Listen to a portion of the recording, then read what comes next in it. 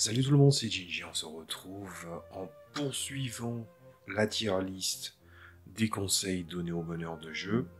On a déjà traité les trois précédents, donc allez les voir, voilà, ils ont une longueur relativement conséquente puisqu'il faut expliquer pas mal de choses, c'est pour ça que j'ai décidé de faire les choses comme ça. Ah oui, j'ai même pas fait de transition. Allez, c'est pas grave. On va poursuivre. Alors, je rappelle, ceux qui se rapprochent de la lettre veut dire que c'est plus important, et ceux qui s'éloignent et qui sont debout sont les moins importants. On commence de droite à gauche. Donc, là, c'est savoir quand les joueurs, enfin, savoir quand il faut dire oui. Voilà. Alors, savoir quand il faut dire oui. J'ai envie de dire qu'on on parle souvent du oui, du non, oui et, non et, oui mais, non mais. Il y a des gens qui intègrent ça dans l'ADN de conseils à donner aux meneurs de jeu. Et j'ai l'impression que ça fait peut-être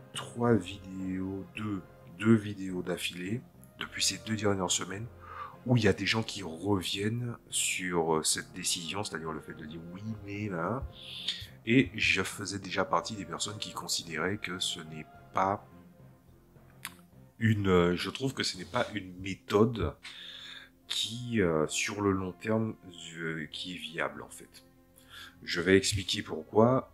Il est aussi haut, c'est parce que le conseil, il est incomplet, mais ce qu'il y a à en retenir est important. Le oui est important. Mais le oui, il est important pas parce que ça mène en fait à des propositions qui viendront à améliorer la qualité du jeu, mais parce que tu devrais comprendre le sens qu'il y a derrière les affirmations, les négations, etc. etc. Donc par exemple, si on doit vraiment pousser les choses plus loin, moi j'imagine par exemple qu'on est dans un jeu de rôle, peu importe le système des 20, des 100, tout ça, le personnage a une base de compétences sous couvert qu'il a une augmentation très élevée, par exemple vis-à-vis de la difficulté d'une situation. Vas-tu lui faire un test malgré tout parce que oui, il faut qu'il réussisse, il faut qu'il échoue, il y a les critiques, il n'y a pas les critiques. Si il est à un niveau de compétence et il y a quasiment pas de malus, pourquoi venir faire le lancer de dés? Pourquoi ne pas tout simplement dire oui? Vous voyez ce que je veux dire par là? Le oui, il a cette place-là dans la tier list parce que il amène l'importance de la proposition de devoir réussir quelque chose plus que de répondre à la proposition qui a été faite. C'est-à-dire, on doit apprendre de plus en plus avec les jeux de rôle de nos jours à dire oui pour que les actions se réussissent beaucoup plus facilement, surtout quand on n'est pas dans une partie tendue ou conflictuelle dans la scène, à autoriser l'action comme étant réussie, surtout si le gain obtenu par la progression est conséquent vis-à-vis de la difficulté, et non pas juste, oui, t'as le droit de tenter, vas-y, lance le dé. Mais s'il faut poursuivre un peu ce que je disais sur le oui, le non et ses variations, c'est une observation que j'ai faite très longuement au travers de jeux qui avaient quand même beaucoup de possibilités de propositions. Ce que je retiens, c'est que un non reste toujours un non, et un mais, possiblement, c'est une contradiction. C'est-à-dire que si tu dis non, mais, il y a une contradiction, il y a un cependant, mais un cependant qui est positif, mais les gens garderont le négatif. Un oui, mais c'est, tu réussis, cependant, il y a un inconvénient. J'ai l'impression que les joueurs détestent les cependant et détestent les non. Est-ce que ça veut dire qu'il faut être le yes man? Je Je ne pense pas non plus. Le conseil, il est là, c'est surtout pour mettre en avant que les gens n'aiment pas les cependant, et les gens n'aiment pas les mais. Et en comprenant ça, ça m'a permis de mieux faire mes systèmes à l'avenir, en me disant être capable de faire des actions qui amèneront plus facilement à un oui, ou que être capable d'écouter le oui grâce à la résolution facile d'un système, et donc à enchaîner l'action, est beaucoup plus important que la simple proposition de répondre oui à est-ce que je peux. Vous voyez ce que je veux dire par là? C'est pour ça qu'il est tout en bas aussi, c'est parce que je pense que savoir quand dire oui est important, mais même s'il y a la négativité du cependant ou du non, ils ont tout autant de poids, bien que ça peut ne pas trop plaire aux joueurs. Après, un truc qu'il faut garder en tête, c'est est-ce que les joueurs ont une connaissance de l'univers? Est-ce que ils sont investis dans l'univers ou ses possibilités? Ou encore, est-ce qu'ils se rendent compte de ce qu'ils demandent? Cela dépend de leur connaissance concernant l'univers, des propositions que vous avez déjà faites, ou encore si ce qui est demandé est une tentative de créer une équivalence d'une compétence ou d'un attribut qu'il ne possède pas en temps normal. Par exemple, la différence subtile entre comprendre certaines informations qu'a donné une personne ou comprendre la motivation derrière la manière qui se sont exprimées, c'est-à-dire la perspicacité, percevoir les motivations, puisque si je vois ça par exemple dans True 20, ben, le percevoir les motivations n'est pas, en fait, est traité, et en fait la perspicacité, elle par contre, elle n'y est pas. Pourtant, c'est bien deux choses différentes, et c'est deux lectures qui peuvent être importantes dans le champ des compétences. L'avantage de True 20, c'est que tu peux créer des compétences, donc du coup, on peut faire en sorte que, par exemple, à défaut de ne pas avoir la perspicacité, percevoir la motivation à long terme peut être importante, et qu'il y ait un mais ou qu'il y ait un et, fait que on peut quand même essayer de chercher des options, surtout si les personnages ont tous en fait une lacune sur des compétences qu'ils n'ont pas, et qu'il faut trouver des solutions qui ne mènent pas à la frustration. Ça, c'est un truc qui m'est venu en tête, par exemple, par rapport à Brigandine, quand dans Brigandine, ils te disent, au début de la campagne, les scores sont un peu bas, donc n'hésitez pas à donner des plus 20, ou des plus 10, en fait des plus 5, des plus 10, des plus 15, des plus 20, autant que possible. Alors, est-ce que la solution n'aurait pas été tout simplement de commencer avec des valeurs beaucoup plus élevées, au lieu de faire comme dans les Warhammer par exemple, en commençant avec des trucs où au minimum tu peux être aux alentours de 30, etc., etc. Très rarement en dessous, mais tout à fait possible. Ben du coup, il y avait des moyens de faire autrement. Et je crois que savoir quand dire oui, c'est avoir l'œil ouvert pour faire les choses autrement. C'est ce que les meneurs de jeu doivent garder en tête. Donc, je l'ai mis en A. Ensuite, impliquer tout le monde, cela va de soi, mais je le mets là quand même, parce que on peut très bien ne pas, je veux dire, ça arrive que l'ego d'un meneur de jeu soit blessé, parce qu'un joueur a une distanciation vis-à-vis de la table, et qu'il est moins impliqué en matière de présence, pas au fait genre de présence genre littérale, mais tout simplement de présence dans le récit. Donc c'est quelque chose qui est compliqué, puisque les joueurs expérimentent ce qu'ils apprécient dans une table d'une manière différente, et comment ils sont présents et la manière dont ils sont présents. Par exemple, que le joueur n'intervient pas des masses là où vous êtes tout le temps dans la proposition, et surtout dans la capacité pour le joueur à rebondir sur ce que les joueurs vont faire, c'est-à-dire que vous êtes là pour donner la réplique, mais vous attendez que les joueurs initient quelque chose. Voir un joueur qui ne réagit pas des masses peut donner une illusion d'immobilisme, alors que c'est juste qu'il a tendance à rester un peu en retrait, et peut être mal vu par le meneur, et donc de ne pas l'impliquer. C'est un cas qui est délicat, mais impliquer Impliquer tout le monde, c'est quelque chose, un conseil qui est bienvenu, où le meneur doit apprendre à aussi regarder les choses d'une certaine façon. Je pense il y a une différence entre le joueur qui n'est pas du tout impliqué dans le récit et le joueur qui a une distanciation vis-à-vis du récit. Tout le monde n'a pas la même manière de s'impliquer. Et c'est là où intervient par exemple des bonus, en fait pas des bonus mais des récompenses du style « Ah, je récompense le roleplay » ou ce genre de choses-là. Doit-on récompenser le roleplay? Doit-on récompenser une présence de temps de parole constante? C'est toujours des choses qu'il faudrait essayer de voir, de vérifier. Mais pour avoir vu des joueurs très contemplatifs, c'est-à-dire qui ont une distanciation, mais qui est après, au moment d'agir, agissent de manière efficace, il faut faire aussi très très attention à comment on récompense, comment on réceptionne ça. Après, la limite est très difficile à définir pour les meneurs de jeu, de savoir entre quelqu'un qui a de la distanciation et quelqu'un qui n'est pas impliqué. Donc c'est quelque chose qui doit être réglé très très rapidement.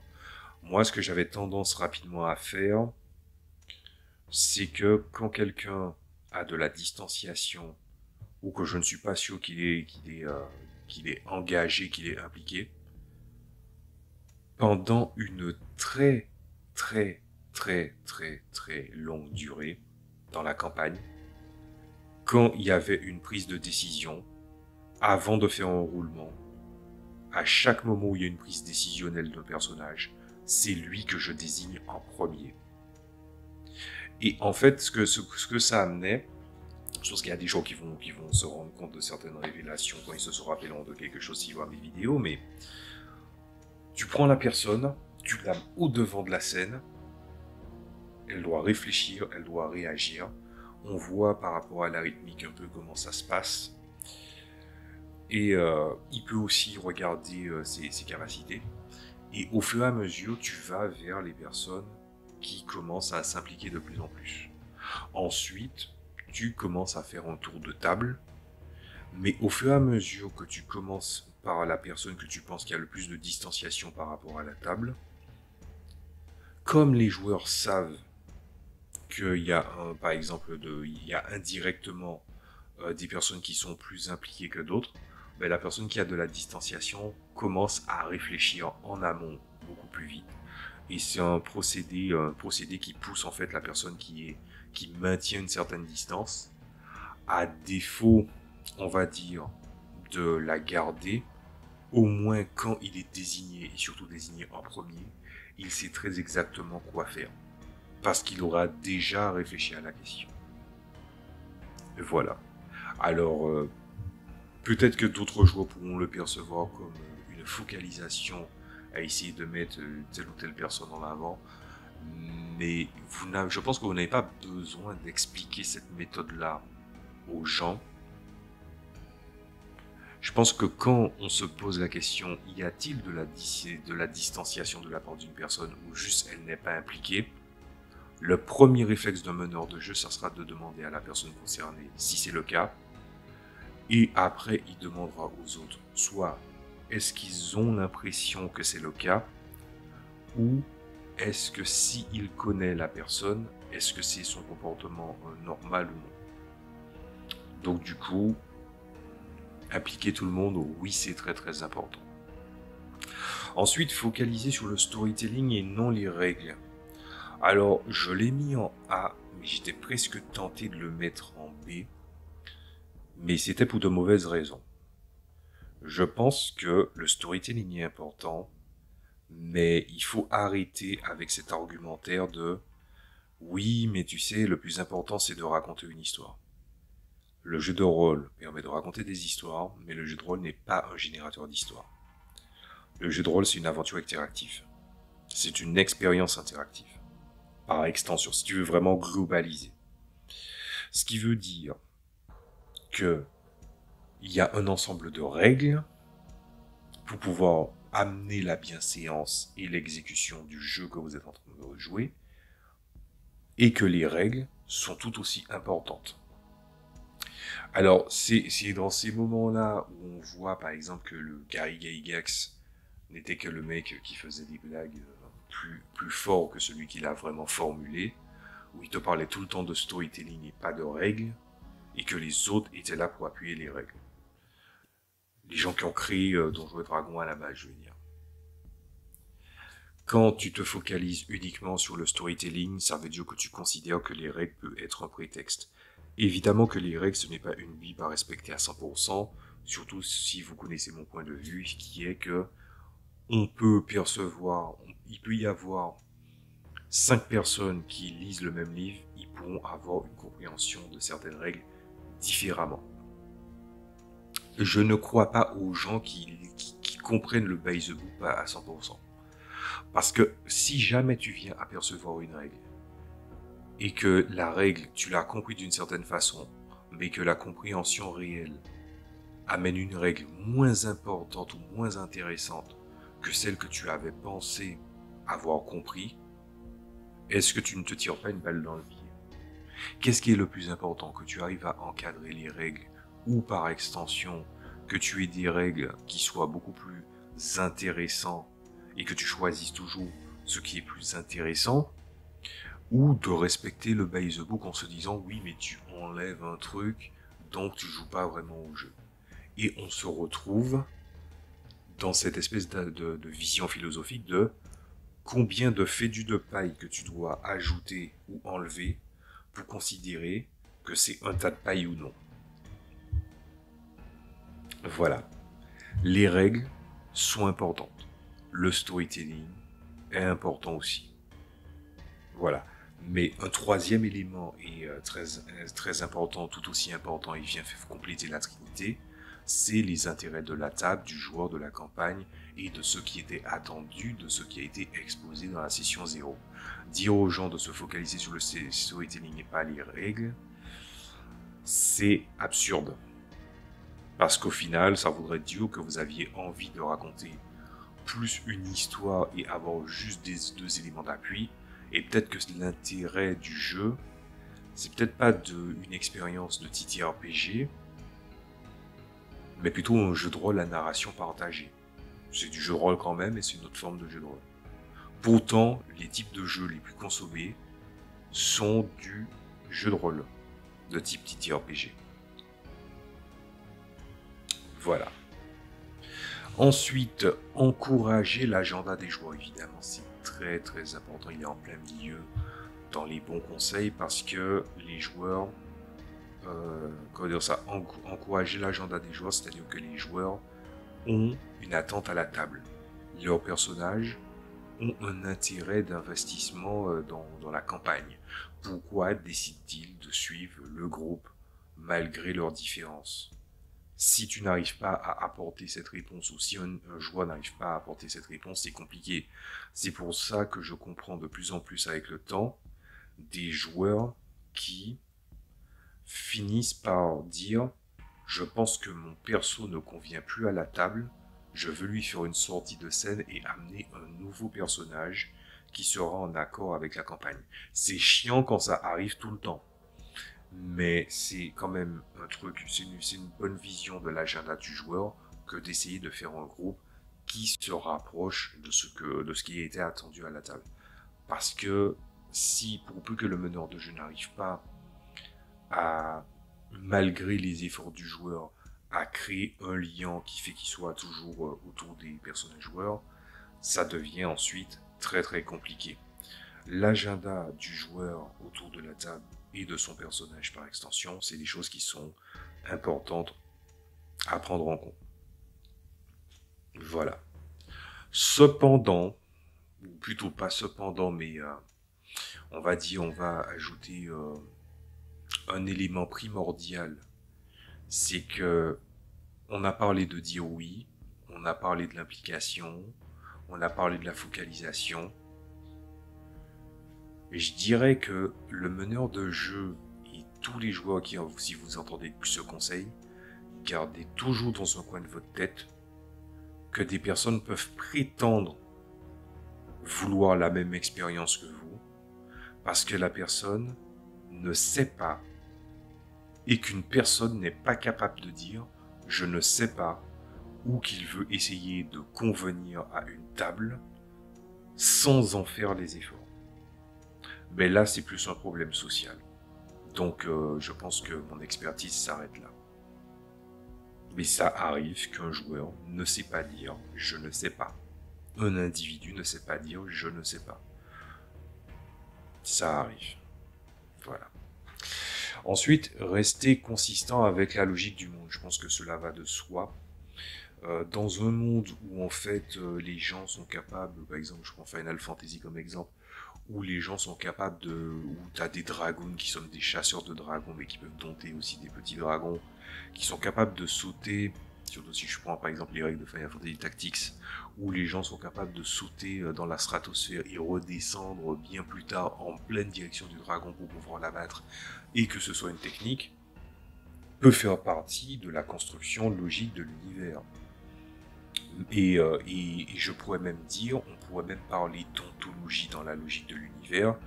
Combien de fois vous avez déjà vu un dragon qui a des pattes antérieures où ce sont des ailes, et les gens disent « Ah ouais, mais en fait c'est une weave, c'est pas vraiment un dragon, ta gueule. » Voilà, il fallait que ça sorte. Je lis encore de nos jours un livre sur la mythologie des dragons à travers le monde. Comment une créature aussi universelle, tu vas venir le catégoriser. Vous savez qu'est-ce qui a commencé la compilation de la catégorisation des créatures surnaturelles? Ben, bizarrement, c'est les jeux de rôle. Il y avait des livres ésotériques qui tentaient de les catégoriser, mais ils les ont catégorisés avec une vision ésotérique pour essayer de condenser la mythologie, pour essayer de faire des liens. C'est un petit peu une version proto-synthèse des cryptides. Mais en vrai, qui a dit « Ah mais celui-là c'est un linorbe, ah c'est celui-là c'est une weave, ah c'est celui-là c'est un dragon », tu peux décider de te fier à la définition stricte de la créature qui est ancrée localement, mais dans l'absolu, si une personne te dit « c'est un dragon », tu fais pas chier. Voilà. Par exemple, ce que tu peux faire aussi, c'est que tu peux décider que, je sais pas moi, t'as une hydre à une tête. C'est-à-dire qu'une hydre ne commence pas avec deux têtes, il commence avec une tête. Mais entre un drake et une hydre à une tête, on voit pas la différence, excepté qu'ils n'ont pas d'ailes. Voilà. Ah ben ce que tu peux faire, c'est que tu peux dire ah mais c'est une hydre à une tête, et puis en fait les gens se disent ouais mais c'est juste un drake qui sait pas voler, il a une malformation, ou c'est une catégorie de dragon terrestre, et les gens peuvent spéculer énormément, que ce soit dans le réel, dans le récit. Et à un moment, vous lui tranchez la tête. Ou il est tellement résilient, son corps principal est tellement résilient, que vous en venez à penser, et si on lui coupait la tête? Et là, vous voyez que si vous lui coupez la tête une première fois, il y a peut-être une chance infime qu'en fonction du temps de survie du corps et de la prise de conscience de la tête, il y a un petit pourcentage pour que là, il devienne une hydre comme tel qu'on le connaît, c'est-à-dire qu'il commence à avoir plusieurs têtes. Et vous pouvez créer une règle. Je pense que la mort de la fantaisie, ontologiquement parlant, c'est le moment où en fait on a tellement tenté de catégoriser le merveilleux qu'il ne l'est plus du tout. Soyez consistant avec la logique de votre monde, mais ne vous laissez pas piéger par des nerds qui veulent essayer de tout catégoriser pour faire leur expertise. Des fois c'est bien de suivre les catégories ou de suivre le bestiaire tel qu'il est exposé. Mais personne n'est parfait. Moi, je suis en train de le relire là, à chaque fois que je vais aux toilettes. Je prends un livre. Moi, je me lis là, en ce moment, le bestiaire de True 20. Le bestiaire de True 20, il n'est pas parfait, hein.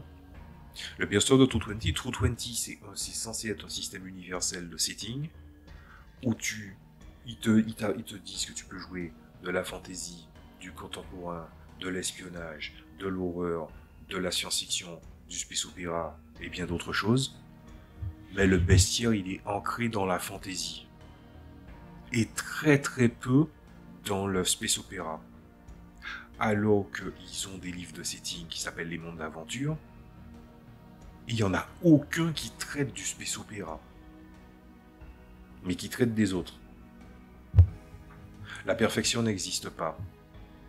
Mais à défaut d'essayer de cultiver le savoir, n'essayez pas de l'essentialiser ou de le catégoriser au point que ça finisse par nuire à la créativité d'autrui. C'est plus un conseil de création qu'un conseil de meneur de jeu. Oui, je le donne quand même. Ensuite, établir des restrictions et des expectatives. Oui. C'est pour ça que la session 0 existe de base, et c'est pour ça que les rapports de partie existent également. Les limitations, je crois que je me souviens que j'ai traité il y a moins de 3 ans, je crois, un truc qui s'appelait la fiche des sensibilités. C'est un truc du World of Darkness, mais c'est devenu un outil de sécurité émotionnelle qui est très très vu. Ah ben, vous savez quoi, j'ai écouté une horror story en français. Je crois que c'est celui du scénario Eurogien. Pour ceux qui connaissent pas, allez voir ce qu'il fait, c'est bien. Et du coup, ça m'a confirmé un truc que je savais. La fiche de sensibilité peut être utilisée pour stigmatiser les sensibilités de quelqu'un. Un objet peut évidemment être perverti de sa fonction, ça on le sait.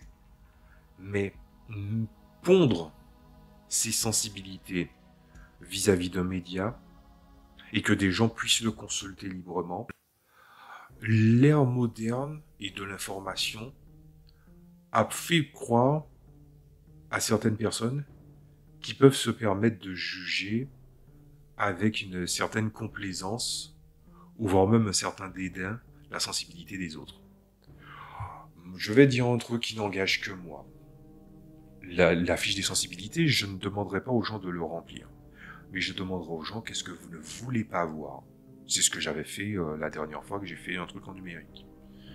À partir du moment où une personne commence à questionner ou à juger quelqu'un parce qu'il a dit qu'il y a un élément qu'il ne voulait pas voir et qui trouve ça ridicule ou que c'est un fragile ou que c'est quoi que ce soit, c'est un red flag instantané, la personne est kiki. J'en suis venu à avoir des réactions aussi extrêmes parce que j'ai envie de dire que les gens sont devenus maintenant très très prompts à juger et moins sensibles à comprendre. Et ça me casse pertinemment les couilles. Parce que on a tous des attentes différentes à la table. On est prêt à accepter le plus grand nombre, mais que les sensibilités, c'est un élément qui va faire le tri. Mais il ne fera pas seulement le tri au travers des personnes qui ne veulent pas voir telle ou telle chose et qui pourraient me déranger. Il y a énormément de choses, il y a énormément de compromis que je suis prêt à faire. Et ça témoignera de ce que j'attends à une table. Malgré le fait que on peut aussi entendre que j'ai quand même beaucoup d'attentes de ce que j'attends d'une campagne de jeu de rôle. Si on se base sur ce que j'ai déjà dit jusqu'à présent. Mais ça permet aussi de faire le tri par rapport à des personnes qui sont pro au jugement, à la réaction, qui rebondissent sur tout ce qu'ils entendent, et donc des personnes étroites d'esprit qui sont prompts au jugement quoi qu'il arrive, mais qui ont la bouche très très grande ouverte pour venir justifier pourquoi ils pensent comme ils pensent. La définition du tri est beaucoup plus profonde qu'on pourrait le penser. Donc, établir des limites et des expectations, c'est quelque chose de très très important. Si une personne n'est pas capable de me dire ses expectatives ou ses limites, ou même un minimum, ou ne pas faire un niveau d'effort minimum de la personne qui a pu les établir au minimum déjà présent, c'est un red flag aussi. Parce que personnellement, j'ai déjà vu des personnes qui ont eu un dégoût du JDR parce qu'il y a des choses qu'ils ne voulaient pas à la table et qu'ils n'ont pas pu le définir, ou plutôt qu'ils n'ont pas défini. Ils ont fait la partie comme si de rien n'était pour ensuite chialer derrière. Que oui, c'est passé ci, horror story, tout ça. Parce que le horror story aussi, c'est parfois gratter de la sympathie à distance. Heureusement, j'ai pas été concerné par ça. Mais ça a été suffisamment dégoûtant pour que déjà les personnes qui étaient autour de la table s'insurgent, que c'est désormais perçu comme un gros red flag, et que le meneur de jeu, lui, il a décidé d'arrêter le jeu de rôle. Définitivement. Donc, je me méfie beaucoup de quelqu'un qui prétend ne pas avoir de goût, ne pas avoir d'expectative, ou ne pas avoir de limites. On en a tous. C'est pour ça que j'aime bien quand je fais une session 0, je veux m'entretenir avec les gens en solo en premier, pour essayer de savoir qui ils sont, et ensuite faire la session 0, et ensuite y aller. Si au moment où il faut se retrouver pour la session 0, et puis il y a beaucoup d'absents, je commencerai à me méfier. Tout simplement parce que je trouve que ne pas se rassembler pour la session 0 et après venir pester, je trouve ça inconcevable. Et je ne parlerai même pas, parce que j'ai complètement oublié de zapper ça, j'ai complètement oublié de parler aussi du fait que quand tu veux faire des rapports de partie, si en fin de session, ou au bout d'un certain nombre de sessions, les gens se barrent comme si c'était un dimanche férié après la messe. Ils se barrent très très vite. Et par contre, quand il y a un truc où soudainement ils trouvent ça insupportable, insoutenable, mais le rythme il a changé, machin, où étais-tu quand on a parlé des différents changements ou ce qui s'est dit? Et vous savez ce qui est très très drôle avec ces gens qui fuient les rapports de partie, c'est qu'ils demandent bel et bien aux joueurs qui sont restés ce qu'ils ont dit, mais ils sont pas foutus capables de le retenir.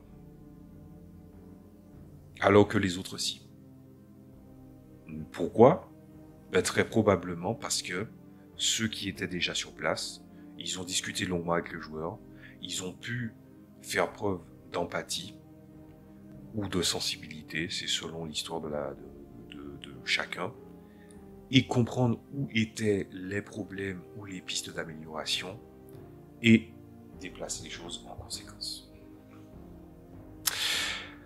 Et voilà, et on arrive au dernier point qui est commencer avec un opening fort. Alors moi, je ne savais pas de quoi il s'agissait. Moi, j'ai l'impression que ça parlait de commencer avec. J'avais deux définitions à ça, c'est-à-dire soit commencer par une introduction de la campagne en grande pompe, ou vraiment commencer avec un opening fort. Dans les deux cas, c'est pour ça qu'il finit en A comme ça, tout en haut. C'est parce que dans le cas scénaristique, où on a parlé dans les épisodes précédents d'exposition, il y a l'exposition qui devrait être fait pour pouvoir parler de l'univers. C'est quelque chose que tu dois être capable de gérer en un petit paragraphe. Je suis quelqu'un qui prend beaucoup de notes, mais je suis pas au point d'avoir un petit pense-bête pour pouvoir parler de l'introduction de la campagne que je vais faire. L'univers, on en a parlé, j'en ai parlé avec chaque individu dans des circonstances idéales. J'ai parlé à chaque individu avant la session 0. J'ai résumé au niveau de la session 0.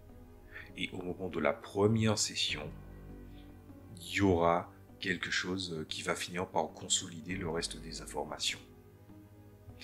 Donc, commencer avec un bon opening est une bonne chose, mais un autre élément aussi qui fait que l'opening fort commence, c'est que après l'exposition, plutôt après la mise en contact, après la session 0, après l'exposition du début et après l'introduction, je m'interdis tout commence dans une taverne, ou tu commences dans un lieu. Je préfère même, s'ils doivent finir par en arriver là, à dire, la journée se lève, chaque personne arrive, scène par scène, une courte scène peut-être, mais de courte scène en courte scène, pour pouvoir qu'ils puissent illustrer leur personnage, illustrer leur chemin jusque-là, illustrer ce qu'ils représentent, pour que la première session soit excellente, et les petits segments entre deux grandes scènes va témoigner dans la première session de qui ils sont, de quel est l'individu qui sera mis en avant dans ce segment, quelles sont ses intentions, quels sont ses espoirs, quels sont ses objectifs, pourquoi voyage-t-il avec les autres, etc., etc. Donc commencer avec un strong opening dans ce sens-là, c'est fort. Ensuite, commencer avec un opening fort, ça peut aussi être avoir un générique de début. Alors là, vous prêchez un convaincu. C'est un truc que j'ai fait à partir de la fin du deuxième playtest. Donc à partir de la campagne de ce que j'appelle la campagne de l'âge d'or pour moi. Je mettais un opening, je mettais des tas d'openings différents, mais je mettais un opening qui était galvanisant, qui témoignait de ce qui était présent dans l'univers, mais surtout, pour moi, un opening fort, c'était méditatif. Pendant l'opening, il y a certains joueurs qui arrivaient à la table ou qui étaient dans la table temporairement. Ils ne comprenaient pas pourquoi, en fait, les gens ne parlaient pas pendant l'opening. Pendant l'opening, c'est méditatif. L'opening veut dire le meneur de jeu est en train de se préparer pour débuter la session, pour partir en trombe. Fermez-la. On est en train de se préparer. Les autres se préparent, ils coupent leur micro s'ils sont à distance, et ensuite, introduction, ouverture de la campagne, ou tout simplement résumé de l'épisode précédent. Et c'est une très très bonne construction et une très bonne habitude à avoir quand on est meneur de jeu au début. Bien, alors, plutôt long. Donc ce qu'on va faire, c'est que je vais vous dire à la prochaine fois, on va laisser digérer tout ça. Plus conséquent, mais c'est normal puisque là on est dans tout ce qui commence à être important. Donc c'est pas tout à fait étonnant, voilà. Je vais vous dire, digérez bien ce qui a déjà été dit avant. Si vous arrivez au rang A, allô, que vous vous dites où est le B, le C, le D, ben vous l'avez raté. Je l'ai déjà fait avant. Regardez les vidéos précédentes. À vous de voir. Ils sont tout aussi importants.